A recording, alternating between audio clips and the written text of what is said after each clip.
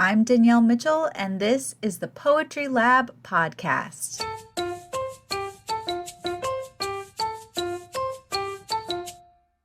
I started the Poetry Lab 10 years ago to help struggling, self-taught writers like me find a place in their community to write, read, learn, and collaborate. As an intersectional feminist, writer, and teaching artist, I help writers tap into their craft with radical self-compassion, unlike anything they've ever seen in the creative writing classroom before. If you're a creative person trying to establish a writing practice in the real world, this podcast is designed to help you carve out the time, the courage, and the inspiration to keep writing your new shit. Are you ready, poet? Let's get into it.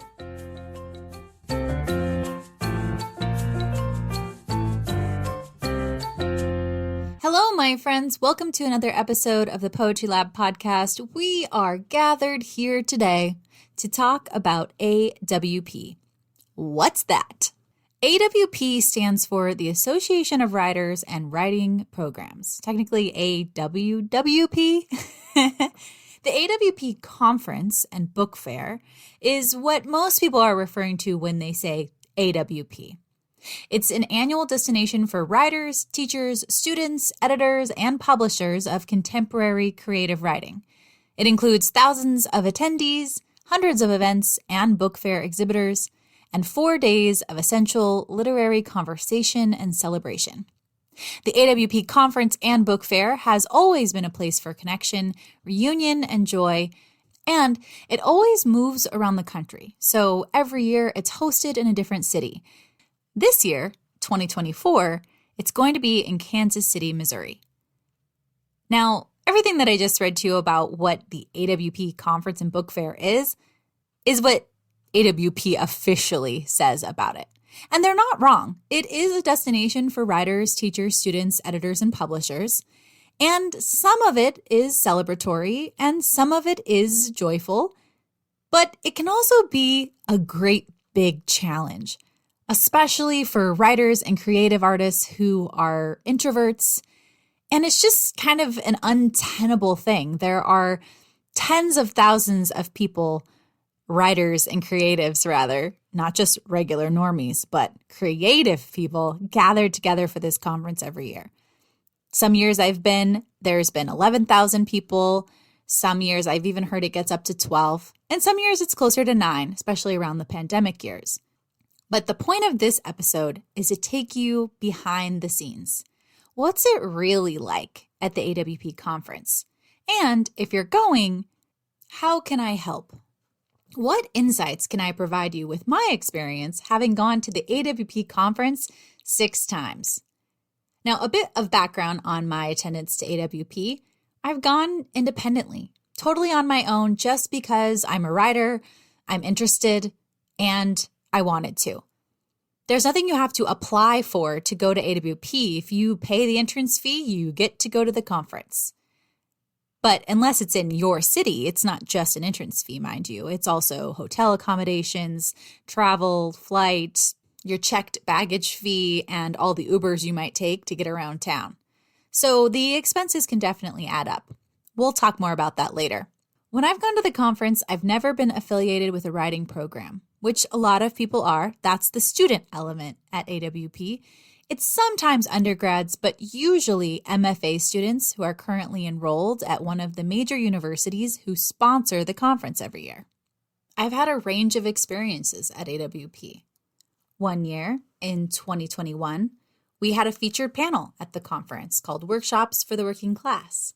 Another year, I staffed the Poetry Lab table at the book fair. That was in 2016 when AWP was in Los Angeles, which is really close to home, and I thought, why not? This is my year. And boy, did I learn a lot this year. Primarily, I learned that it's not a great idea to have a one-woman show staffing your table at AWP for 4 straight days. It is exhausting. I've also been a featured reader at offsite events. And throughout the years, I've attended it all. Keynotes, readings, panels, guerrilla poetry shows, fun offsites, boring offsites, and impromptu poetry readings at my friends' Airbnbs, which is probably my favorite of all. I love the AWP conference. Well, I love it with a big asterisk next to that love because it's taken me years to figure out how to do it, how to feel comfortable in that space, and how to love it enough to pay to come back year after year.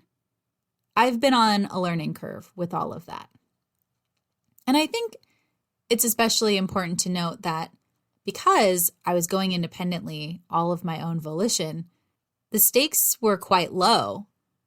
But also, loving the conference and being willing to return was something that was important to me.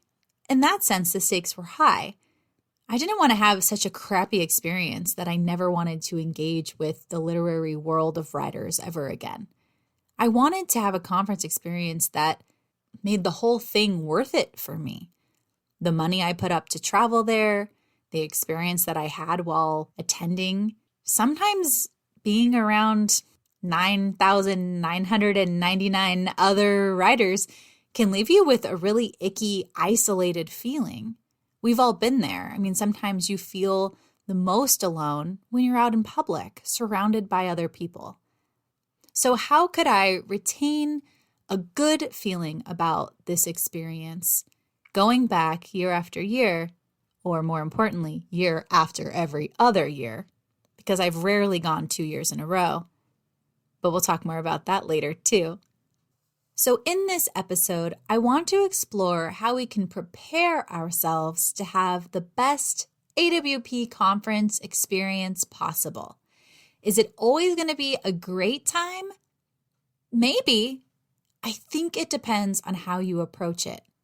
And at the start, it really depends on what your expectations are for this conference. Just like most things, you have to find your why. Why are you going to this conference? What do you expect to get out of it? And are you open to all the possibilities that may unfold along the way? I've got lots of lists here for you, my friend. We're going to take this bit by bit so that at the end of this episode, you are prepped and ready to attend.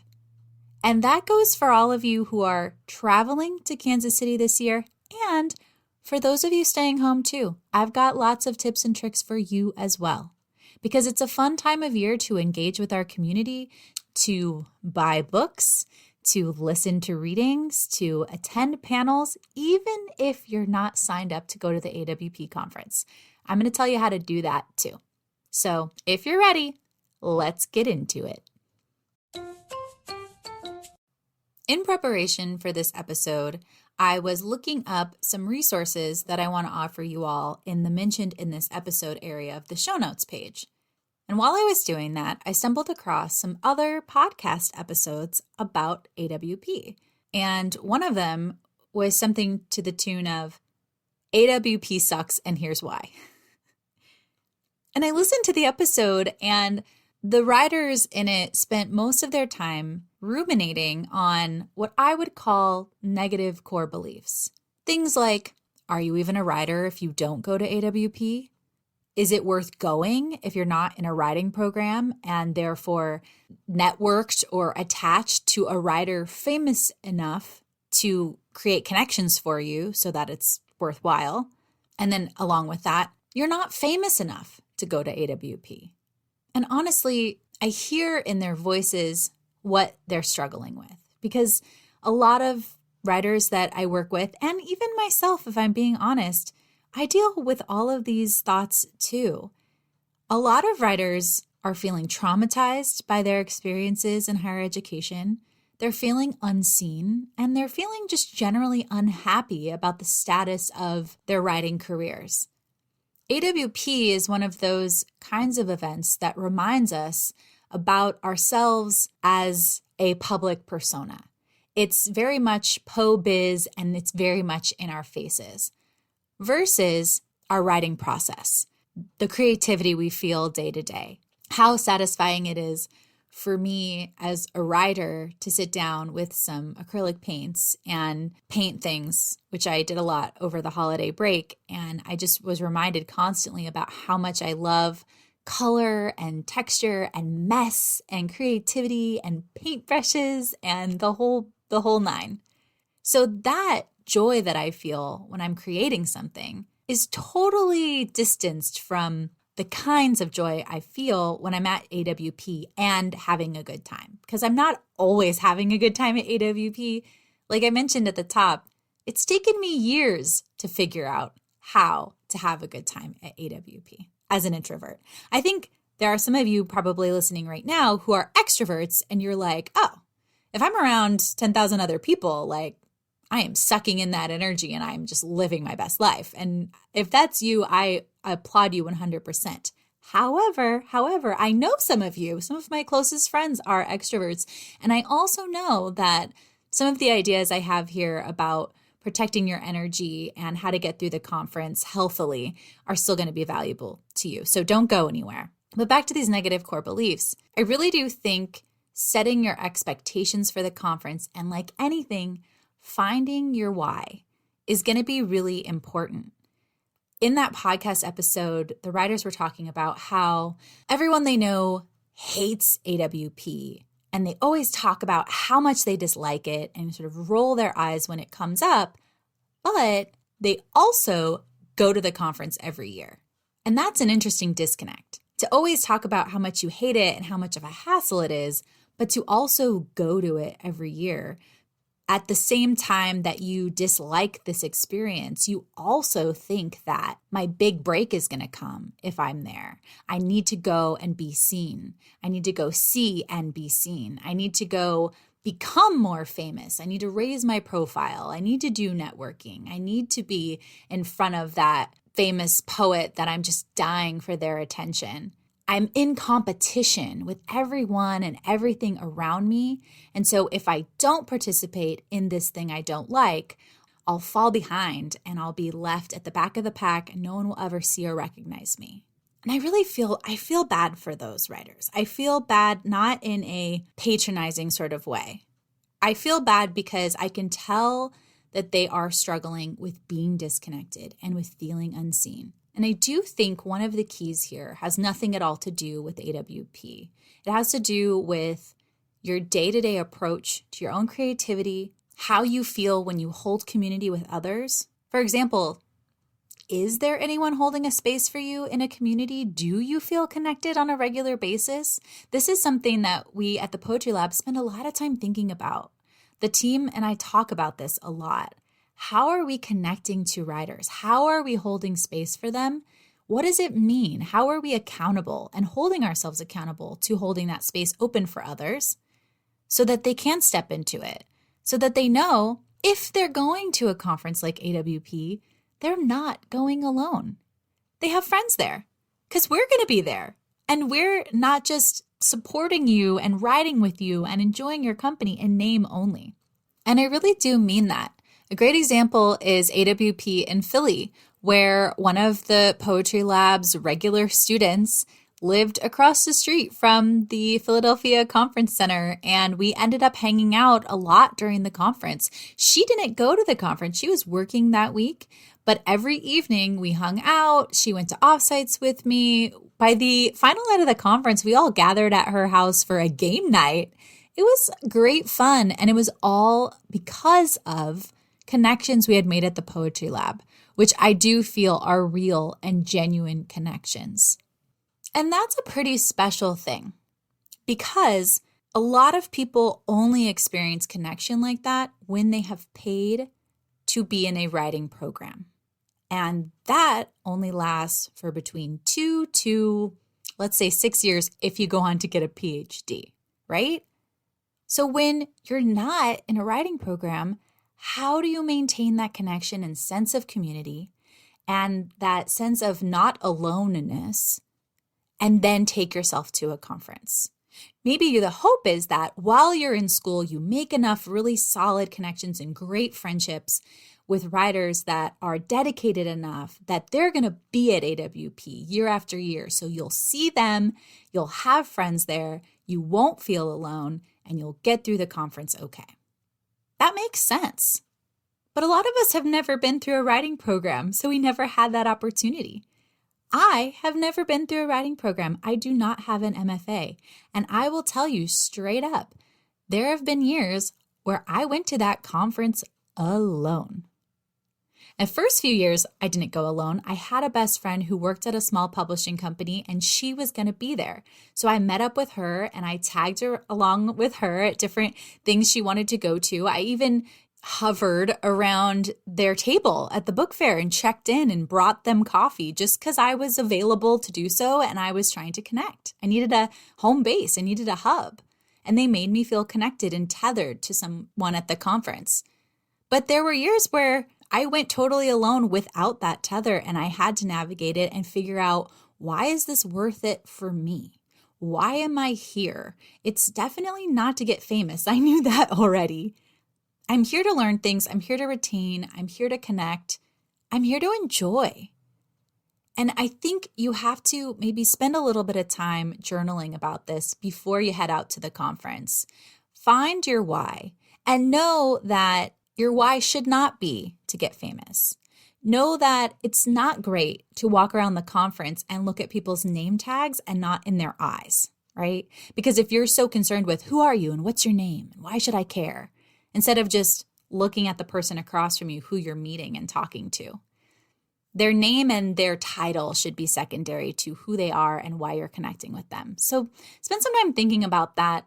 And if you do come across other podcasts or other posts on social media that have that really negative mindset, that are very blasé, that are very much traumatized about AWP experiences, just understand that those people are working through something. They're not wrong at all. They're talking about their discrete experiences, but not everyone going has an attitude like that. I don't think that you can keep at this with resilience year after year after year and keep an attitude like that towards it. I do think you got to brighten up at some point and admit that the way things have been in the past is not how I want them to always be in the future. And so I'm going to try to approach it fresh and find my reasons for doing this. So that's the end of the public service announcement part of the podcast. But it's important to lay down that baseline, because the solution to that problem of all of those negative core beliefs is to prioritize real connections and friendships, protect your energy, do your own thing, and be authentic. If everything you do at AWP is boring, y'all aren't going to the fun shit. Because listen, there is fun shit there. I can guarantee you. If you're going to offsites that are so boring that's causing you to roll your eyes, you're at the wrong place. You need to go take some friends and get a pizza. And who cares what poetry reading's going on across town? If it's boring, why would you want to be there? You're going there to see and be seen. Go there to have an experience. Go there to have fun. Let's talk about getting ready for AWP. My first bit of advice to get ready for AWP is to embrace the fashion feed. So around the year 2018, I was asked to help curate an Instagram feed about AWP called the AWP Fashion Feed. It's still around and kind of goes dormant until the conference every year. But the poet Sonia Greenfield started it, and I wasn't really connected to Sonia, but I was super interested in this idea of getting ready for AWP by planning your outfits in advance. And so I asked if I could help curate. A few other people asked to help too. And we kind of anonymously just ran around the conference taking photos of people who are dressed to the nines, or even just not necessarily dressed up, but just dressed out, like whatever expression that they wanted to have for themselves as they dressed for the conference.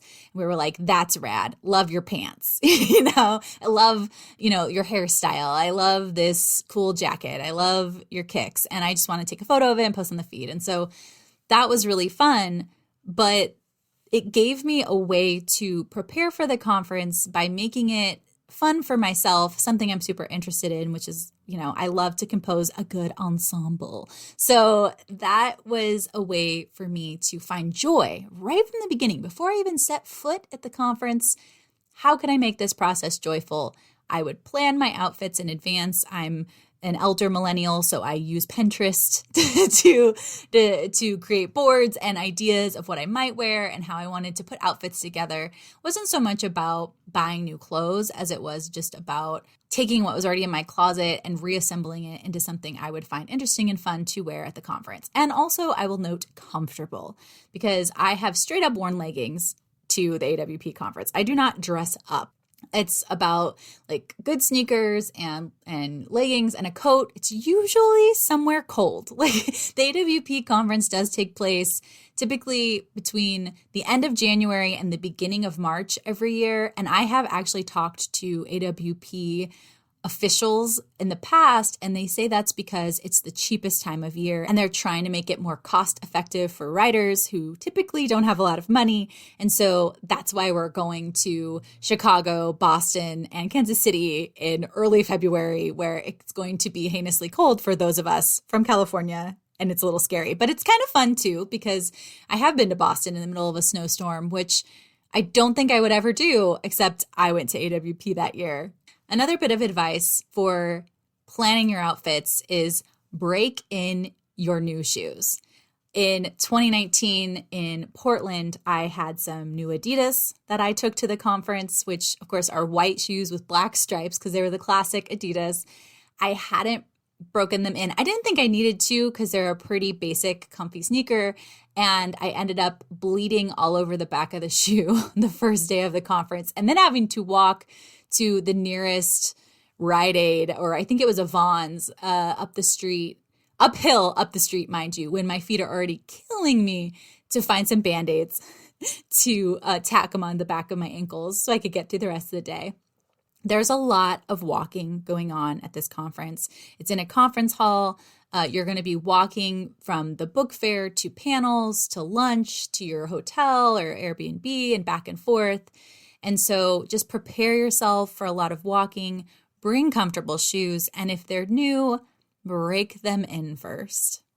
And then final tip here, just for the fun of it, just for the joy of it, I like to take a photo every morning before I head out for the conference of my fit that day, because it's fun. I mean, there's no other reason to do it, just because I'm a vampy femme person who likes to post that on Instagram for my friends. I don't have a lot of followers. I'm not doing it for, to be an influencer. I'm just doing it for fun, for me, to make memories for myself about the conference. I put effort into this. Here's what I'm wearing day 2. Here's my day 3. So the final step of planning your fashion feed is taking your photos of what you're going to wear, because it's hella fun to do so. All right, next up, some travel tips. These are not scientific, y'all. These are just my best travel ideas and tips. I am terrified of airplanes and I don't like heights. I never sleep on airplanes because I'm very superstitious. But if I was in that plane recently where the door blew off the side, oh, have mercy, I would have not been okay. But I have in fact traveled quite a bit by airplane in my life, and usually all alone.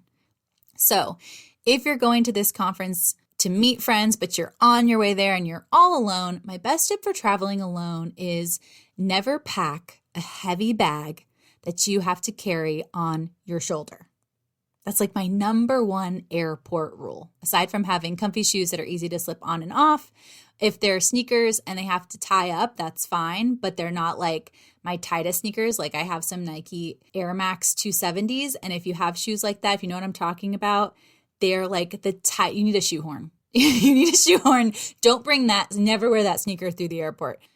The times that I usually have a laptop bag with me, that I'm trucking it across the airport on my shoulder, I'm just so miserable. So be aware of that, especially if you're new to traveling, if you're a first-time traveler. Check as much baggage as you can, but if you have like a small rolly carry-on, I suggest carrying it on, because you can roll and then set your bag, your shoulder bag or your purse, whatever, your extra item on top of it when you're rolling through the airport, because there's still a lot of walking through the airport that happens. Never carry a heavy bag on your shoulder. That's my number one tip. Another tip for being comfy when you travel, always pack your slippers or your comfort items. Those are key. I like to wear slippers all day, every day. I work from home and I don't like being barefoot. So weird thing about me, I bring my slippers when I travel. Bring something to do on the plane. Read a poetry book. You'll definitely have poetry books on the way home or books in your genre on the way home, but pre-download podcast episodes. If you don't have Wi-Fi in the plane, you have something on your phone to listen to, because most apps that we use Wi-Fi or need cell phone service, and we don't even think about it. So have some stuff pre-downloaded in advance. Download a book to your phone in advance, have something to do. I even journal on planes sometimes just to relax, especially if you're an anxious girly like me on airplanes. Have something to do to distract yourself.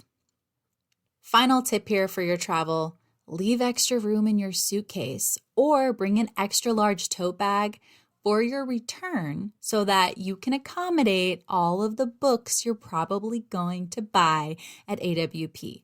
I've even seen poets buy shoes at AWP. I've seen people go clothes shopping during AWP. So and also merch items. Like you might buy a shirt or a tote bag or accumulate tote bags at AWP. The conference will always give you a AWP tote bag. Well, I don't know if they'll always give you, but up until now, there's been a free AWP tote bag included with your conference registration. And so that's something extra a lot of people will travel home with. And it is kind of fun to be in the airport on Sunday morning and see all of the AWP tote bags around, because then you kind of know that look at us, we did a thing and we're all going home now. And it's kind of cool. That is how I've had conversations with the upper echelons of AWP. The president of AWP once was sitting next to me in an airport terminal as we were waiting to go home. And some other poets or writers were chatting with him. And then everyone in the whole terminal started listening. And it was sort of like an impromptu interview with the outgoing president of AWP in this airport terminal. So fun things like that can unfold. Bring extra storage room for your travel home. My next 3 pieces of advice is about how to have your best conference experience. And this, I think, is the most important part of the entire episode. Plan your conference activities in advance. You can do this by reviewing the program online, or like I usually do, Wednesday night. When I get to the conference, I go in, I get my tote bag, my lanyard with my name tag on it, and they'll give you a program or access to the program as an app nowadays. And I go through it Wednesday night. I'm just relaxing, getting oriented to my new space, reading what's available to do. There are tons of panels all day, every day.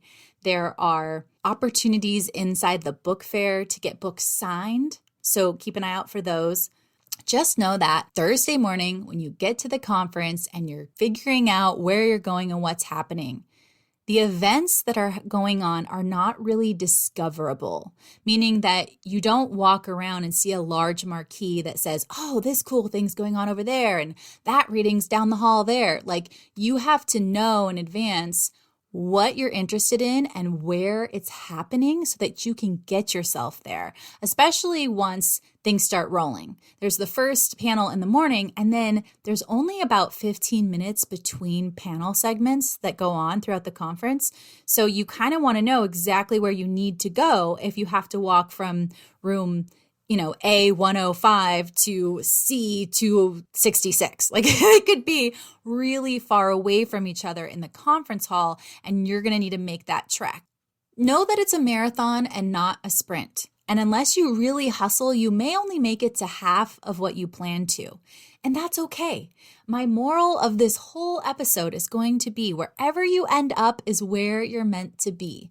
Don't let yourself get caught up in FOMO. Don't pressure yourself to be running around like crazy, especially if you haven't eaten, especially if your feet are killing you and you need to put them up, especially if you just need some time with noise canceling headphones and to just chill the fuck out. Then do that. Because if you don't make it to every single panel on your list that day, that is okay. This is all optional, my friends. And if you don't run into the poet you want to see at one panel, you might see a different poet that you have an even better time with at another panel. So there's just so much going on at all times, all around you. Don't let yourself get overwhelmed by thinking, I'm not at the right thing. I didn't choose the right stuff to go to. Choose whatever you feel like you're most excited about. Try to get yourself there. But also, if you can, maybe prioritize, I absolutely want to be at this event, and I absolutely am okay with maybe skipping this next event. Personally, I spend a lot of time at these conferences nowadays going on coffee breaks. I like to have one-on-one conversations with people. So if someone wants to go get coffee with me across the street, when we were in Philly, there was a great food market across the street from the conference center, and I spent a lot of time there.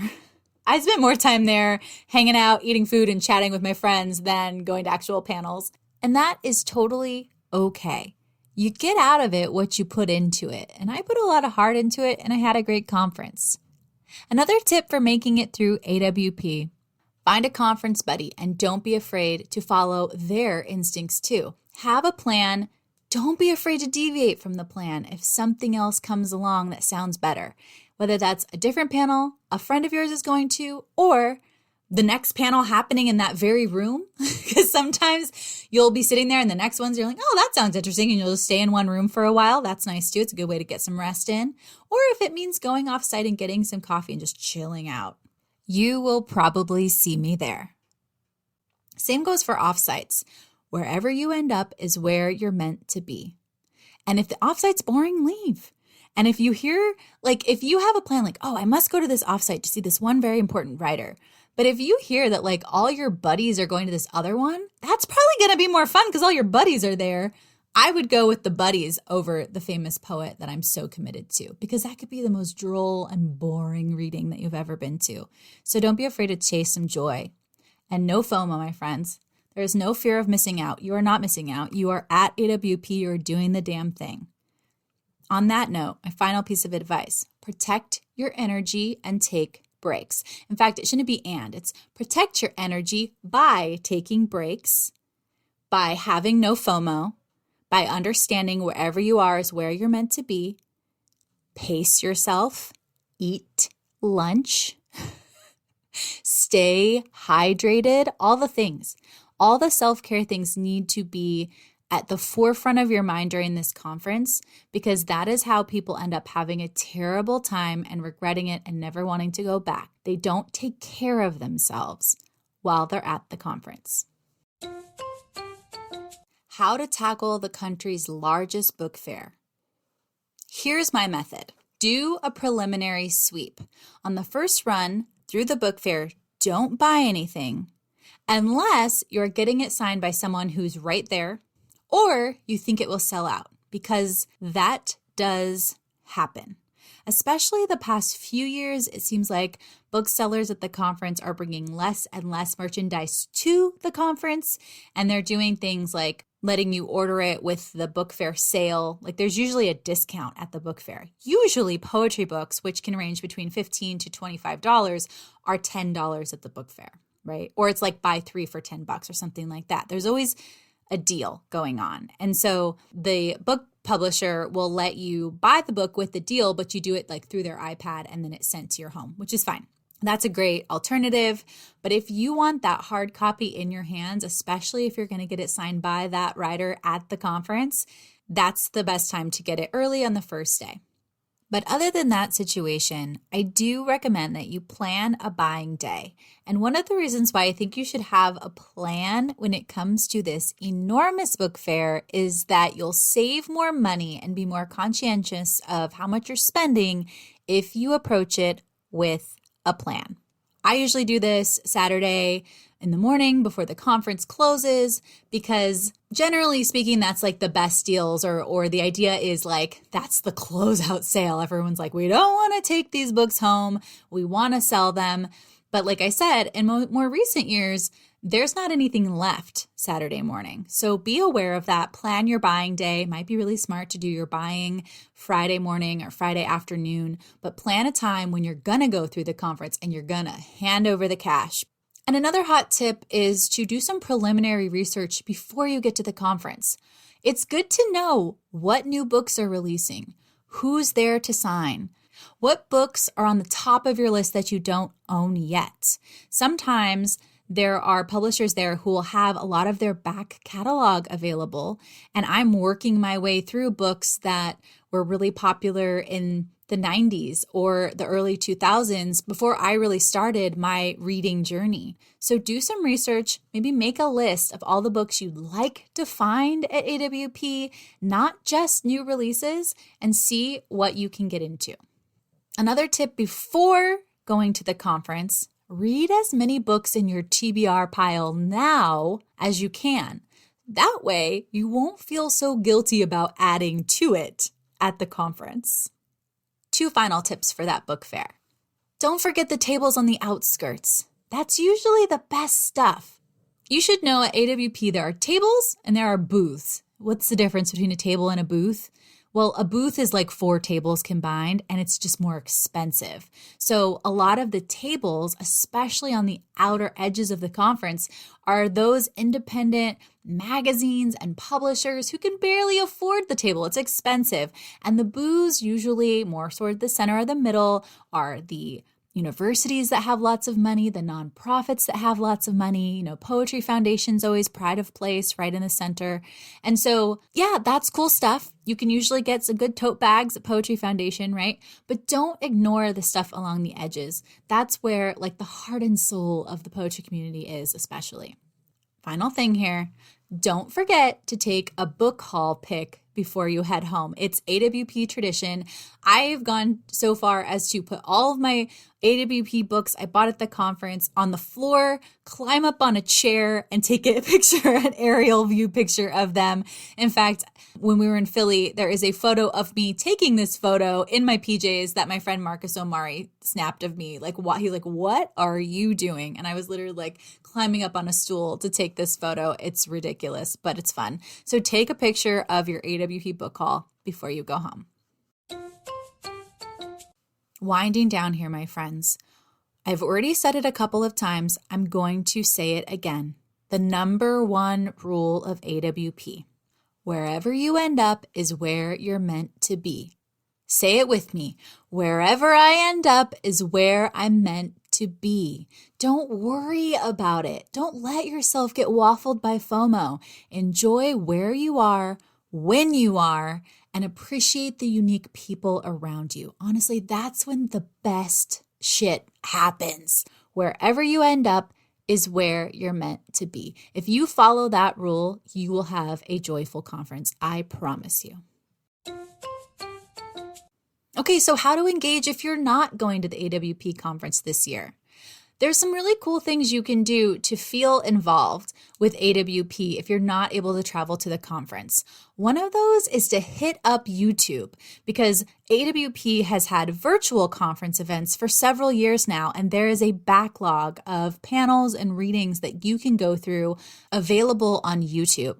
I'm going to link to some stuff from 2019 and some stuff from 2021 on the show notes page for this podcast episode, so go and check it out. You can also follow along on social media if you can do it without feeling too much FOMO. I'll be honest, I usually, if I'm not at the conference that year, I ignore social media for 4 straight days because I don't like that feeling of I'm missing out on all this stuff. So I log off of social media for those days, but you could also follow along there. People go live. The fashion feed hopefully will be posting some stuff. Your friendly neighborhood poetry lab team is going to the AWP conference this year. 10 of us will be there. And so you could follow our feeds. You could follow the Poetry Lab. We'll definitely be posting AWP content, and we would love to bring you in on the things that we're learning, the people that we're seeing, and the books that we're buying while we're there. So find a channel to follow along with. Find someone who makes you feel good and fun without making you feel FOMO, and follow along on social media. Another trick for making the AWP conference time of year special for you is to go to local events instead. Doesn't have to be happening just at this one place at AWP. If you start to feel that FOMO, log off of social media and go find an event locally. Maybe that AWP conference. So it's February 7th to February 11th this year. And maybe for that weekend, you decide, this is it. This is the time I'm going to go to that open mic I've been planning to go to that's down the street at that coffee shop. I know it happens. but I've been afraid to go or I just haven't found the time to go, go engage at a local event instead. You won't regret it. And then finally, take advantage of AWP deals directly through publisher websites. Usually, especially if they're smart business people, those publishers have sales and AWP deals going on. You can go straight to their websites and buy books at discount at AWP prices. This is something I have done year after year, whether I was at the conference or not, and whether I was enjoying AWP content on social media or not. I've definitely taken advantage of all of those book deals. My final note here is goal setting. So you're not going to the conference this year. In fact, maybe you knew nothing about AWP up till now and your mind is just like exploding with all kinds of ideas and like, wow, I didn't know that was even a thing. Let's talk about planning to go next year. Point of privilege, AWP in 2025 is going to be in Los Angeles, California, which happens to be where I live.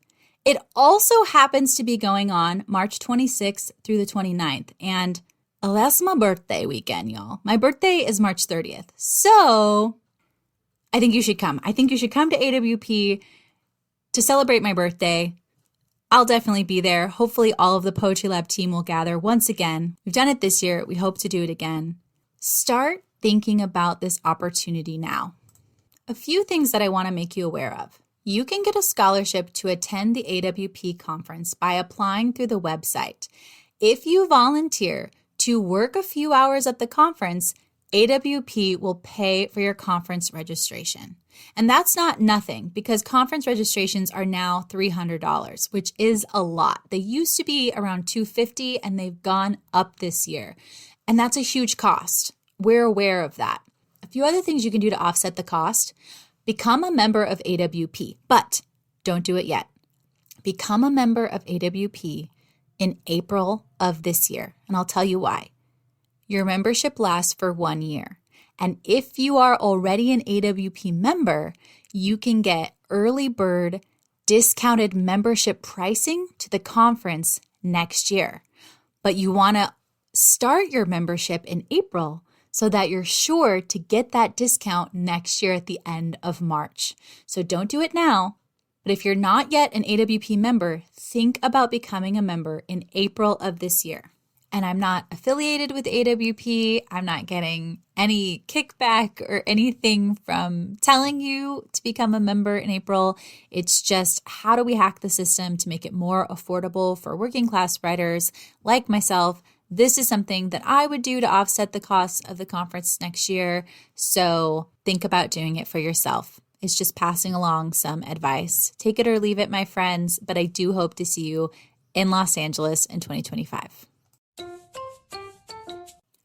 Phew, this one is a bit of a doozy. I just said at the round table last week that I was going to try to create a shorter episode this year, and this episode is well over 42 minutes. But thank you for sticking with me. I really hope that you got some value out of it and it helps you plan your AWP conference either this year or next year.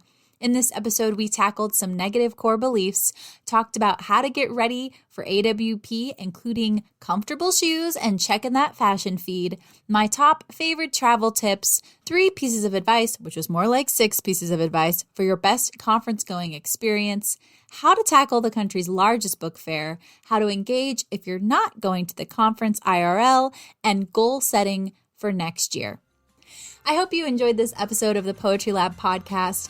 If you did, please give it a like and a follow. Also, subscribe to the Poetry Lab podcast wherever you prefer to listen. Subscribers really do make a difference, and we love that you're here with us. That's all for now. I hope to see you soon at the Poetry Lab and maybe at AWP.